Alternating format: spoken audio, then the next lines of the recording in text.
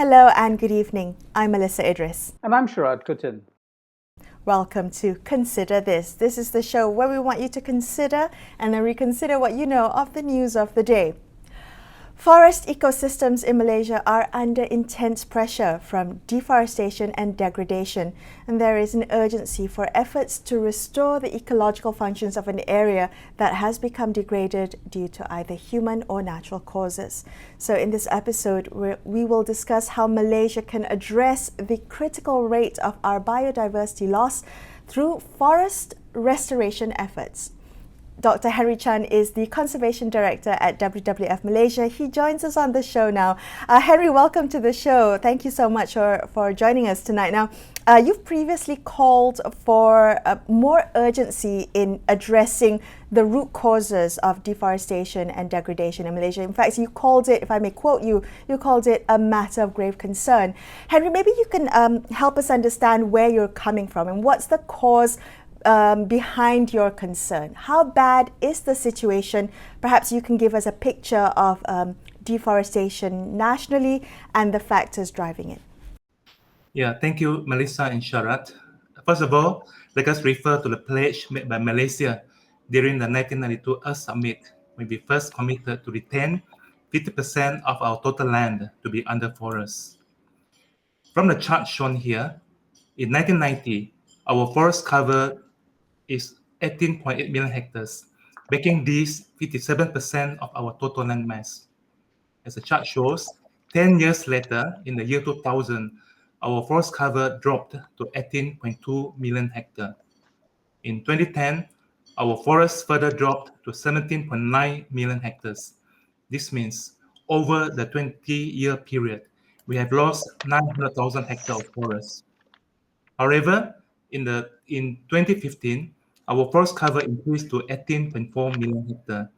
This increment of 460,000 hectares is due to the methodology on defining forest cover. So we cannot take literally that between 1990 and 2015, we only lost 400,000 hectares of our forest. So on the factors driving deforestation, as you see in the chart, these can be attributed to the increment of palm oil plantation. In 1990, the total palm oil plantation was 2 million hectares. Over a 20-year period, this jumped to 5.6 million hectares in 2015. This means from 1990 to 2015, there was an increment of 3.6 million hectares of palm oil, and this was made at the expense of our forests. But under business as usual, these numbers would be alarming. However, I'm happy to inform you that our government has taken efforts to maintain our forests. This is done through forest legislation. To date, we have legislated 48% of our total land mass under various categories of protected areas for conservation and forest reserves for sustainable production of timber. At the same time, the government has prevented the expansion of power plantations by capping a maximum of 6.5 million hectares or 20% of our total land. Henry, if I could ask you if, in some sense, all lands are equal. I understand that some of the ways in which we maintain a forest is by replacing forests taken over by plantations, then some other forests designated as protected, and so on and so forth. But is that an adequate way of thinking about forests, considering that there are different ecosystems and they sustain different types of plant life and animal life, or might be corridors that are contiguous that might be lost if you change things around? Yes, so we shouldn't consider plantation forest, which is based on one or two species, to be considered as natural forests. We are living in the tropics where we have year-round sunshine and we have rainfall throughout the year. So because of this, our forest is rich with mega diversity. And this is because of the diverse plant species that's available. And our biodiversity is so rich that we are one of the mega diversity country in the world. Just take for example, Manhattan, the size of our forest in Malaysia would be have more species in the whole of Europe. So therefore, we cannot equate planted forest as our natural forest. Wow. Okay. I didn't know. That's really interesting. And I'm just wondering. I mean, what could be lost with deforestation? I'm just thinking about or forest restoration efforts. Maybe you can help us understand that. What goes into forest restoration, particularly in an area that has either been deforested or degraded to a point where it needs human intervention for it to recover? I think first of all, let us go back into forests before we talk about reforestation.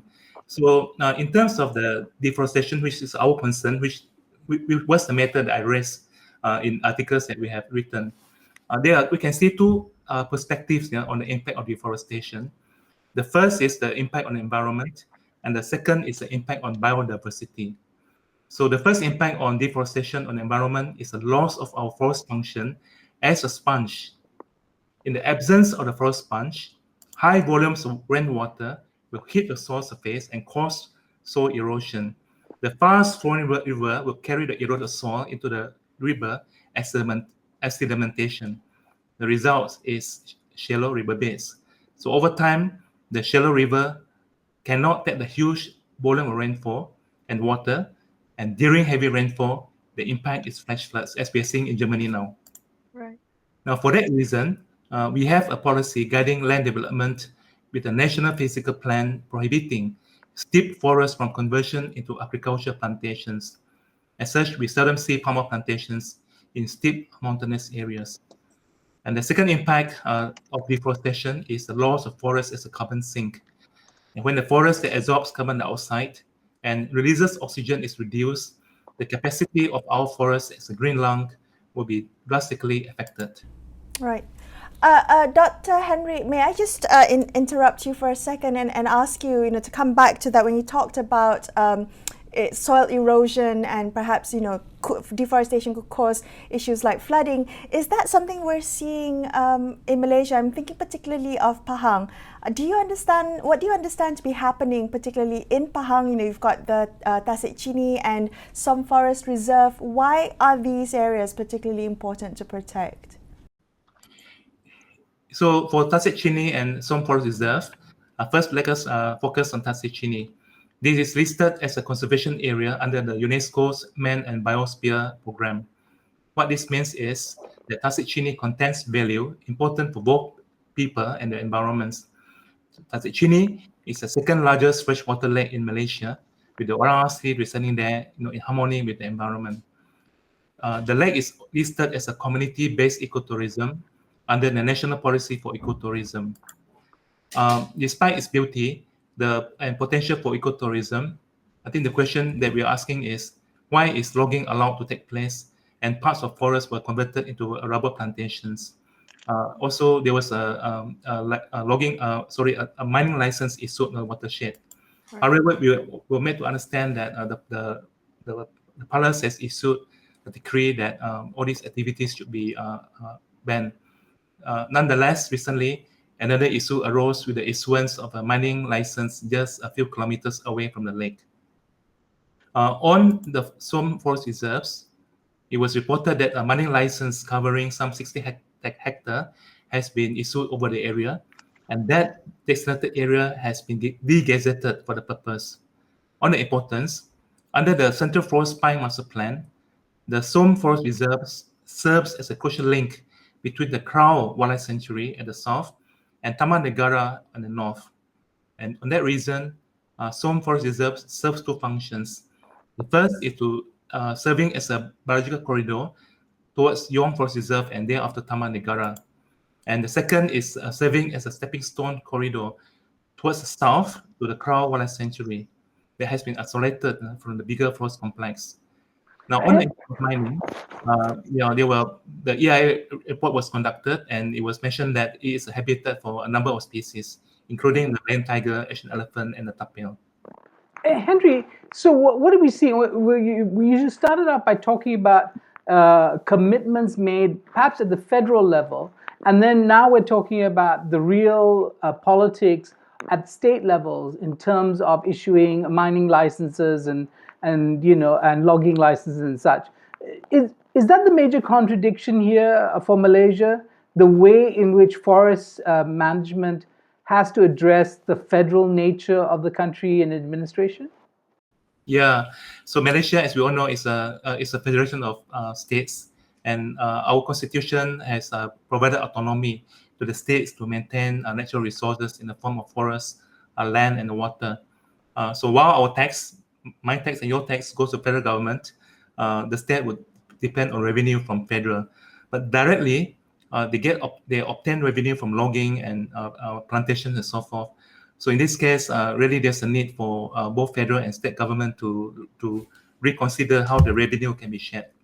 And on that reason, WF has also mentioned that it will be important for the federal government to provide what we call ecological fiscal transfer. These federal funds given to the states to support, cessation logging in protected areas and so forth.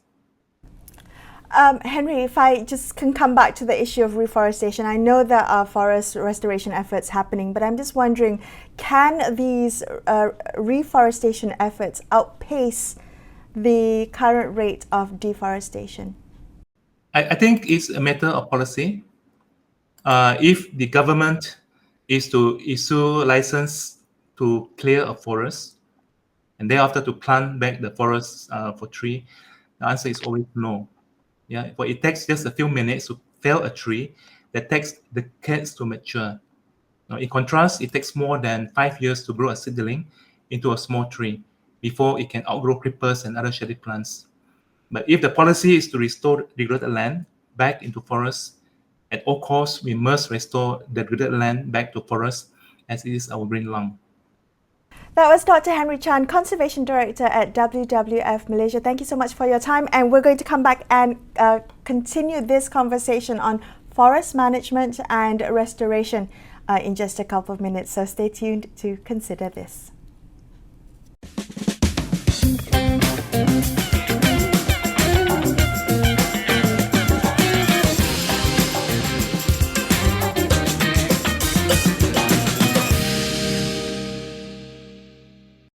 Hi, thanks so much for staying with Sharaad and I on Consider This. Let's continue our discussion about the pressing need to restore the ecological functions of a forest area that has become degraded through deforestation.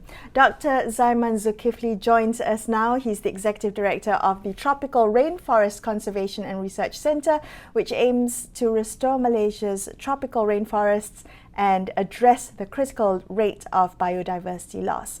Dzaeman, thank you so much for joining us today. Now, I understand that Tropical Rainforest Conservation Research, TRCRC, has projects both in East Malaysia and West Malaysia. The idea is to restore and protect rainforest living collections. And I'm just wondering if you could begin by explaining a little bit what living collections are and why it's so important to conserve them. All right. Thank you very much for having me. So living collections are essentially collections of living plants and nurseries that we have dotted around Malaysia. And the primary reason why we set up living collections is for to have a planting stock or seedling stocks to restore our degraded lands. What we actually have in Malaysia is what we call unorthodox kind of seed behavior. And so what happens is our seeds do not go into a dormancy period. So when they germinate and after flowering and they fall on the ground, they actually pollinate instantly and sit on the ground waiting for the forest clearing to open up and then grow up into a tree. Orthodox species in the more temperate climates, what they do is they actually have a dormancy period, and so you are able to then prolong this seed dormancy of a particular species or a particular plant, and have a storage within kind of vaults or refrigerated storage, and that basically can extend its shelf life of a seed.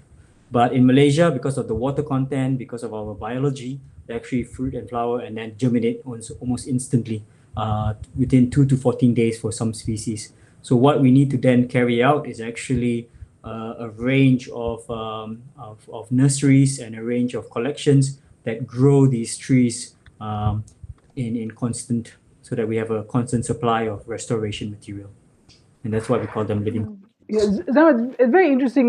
Many Malaysians don't even know that we are a very biodiverse country, not just in the peninsula, but also in Sabah and Sarawak. And also, when I think we hear of the loss of biodiversity, often it's the megafauna that gets the top billing. We rarely think about plants, especially when plants go extinct. And I wonder if you can help us understand that dimension of things. I mean, how much are we losing, not just in terms of land area when it comes to forest and the loss of biodiversity, but the actual species that we have lost over time, and what can be done to save those or restore those? Yeah. So when it comes to plants, it's often the last thing people look at. They think that if a tree or population of plants exists within a certain forest, those trees are safeguarded, right? But what you actually do not notice is actually these trees reproduce the same way. They reproduce sexually, like animals kind of do. They need to pollinate one another. And from having a lack of mates between different trees, your success rates of germinating and your success rates of establishing yourself on the ground is very quickly diminished. What we have in our forest right here is a certain sort of flowering that happens in mass, triggered by the El Nino event, which is happening actually this year. So what you see is the whole forest fruit and flower at the same time. And when that happens, all the seeds kind of like have the chance, all the plants have the chance to cross-pollinate with each other. It's our cue for the trees to fruit and flower at the same time. And so that increases its pollination, its germination, and all that stuff. And so when that happens, all the seeds fall on the forest floor, increasing its chance to happen and germinate and become a young seedling, which then can grow into a tree. But when you fragment the forest, or when you diminish and break down these processes, what happens is actually these trees are not establishing themselves. They're actually overpredated all the way. First of all, they might not even pollinate because their pollinators might not be there. They might also have a high chance of getting eaten up by pests, for example, because you are fruiting and in isolation. So all the pests are then targeting that one tree. And then later on, when it falls on the floor, it's in isolation as well. So you lose the biological kind of system and the way these forests need to work to reproduce. So that is one of the biggest fears that we have. Dzaeman, I'm just wondering, how would you go about identifying which areas require forest restoration efforts? I'm just thinking, it's like finding a tree in a forest, literally. How do you look at which areas require the most help to address degradation and perhaps the critical rate of biodiversity loss? So a few things we look at is actually basically look at where the degraded areas are. First of all, there's satellite imagery out there, and with LiDAR technology, you can actually look at forest health in terms of structure. You can look at forest health in terms of biodiversity and biomass in terms of how many trees are there within a certain area. And they can also pick up degradation by satellite up to like small 30 by 30 meter square. So we use that and go back into time and up to a certain amount of years, and we can see where the most heaviest degradation is happening. Another thing that we need to prioritize is prioritize the most diverse areas. So certain areas already have been identified, certain forests are identified more highly diverse than others. What you want to do is then protect those and connect those highly diverse vegetated areas, but also think about it as functions for animals. So animals need functioning forests to be able to cut across, to migrate from one forest to another forest. So habitat connectivity is important. And we have a great policy in Malaysia to push for this, a great agenda, which is the Central Forest Pine Initiative. And we can first of all try to see how we can meet those targets in restoring some of these degraded connected forests. Dzaeman, glad you brought up the policy, because Malaysia doesn't lack good policy, and some of it's excellently designed, replicated in other countries. But execution is always the problem in Malaysia, isn't it? So the Central Forest Spine policy that's been around for some time now has seen more violations of its central philosophy. Recently, the case in Pahang as well. So how do you balance it out? We have great policies, and do you get support from government to actually do the work that you're doing against the actual practice and the actual decisions made, especially at the state level? Yeah. So what is actually happening is that the opportunity loss is actually higher than the opportunity to save it. So a state most of the times makes a lot of its revenue through mining and logging and those sort of activities. So what we need to kind of shift is kind of moving and developing alternative revenue for states to safeguard its forests.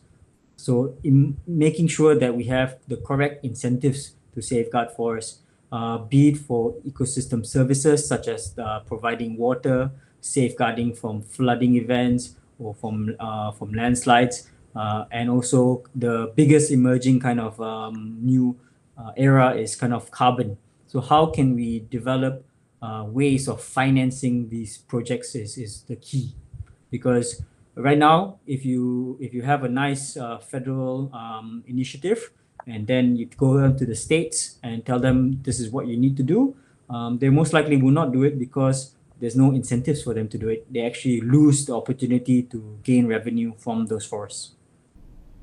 So how would you convince them, Dzaeman? How would you convince them that this is necessary despite what is seen to be revenue loss, but the importance of regenerating, forest biodiversity? I'm just wondering whether those efforts can outpace the deforestation rate that we're seeing at the moment. Yeah. That's a very tough question, and that's kind of like most of my work that I do these days is actually looking at how to value these forests and gain high value for forests as they stand. So developing initiatives for states to make funds through protection of forests is actually key. So how can you protect forests and develop high value ecotourism? How could you then develop carbon kind of financing for safeguarding the carbon that trees protect? How do we then, a lot of forested areas provide clean water. How do we then incentivize the landowners to get a share of the water revenue? Because these are the forests that are providing this clean water for reservoirs and things like this. So we need to be very clever in terms of positively incentivizing safeguarding forests, and that funds need to go all the way down to the state and all the way down to the people managing it, and so that it makes sense to keep it going.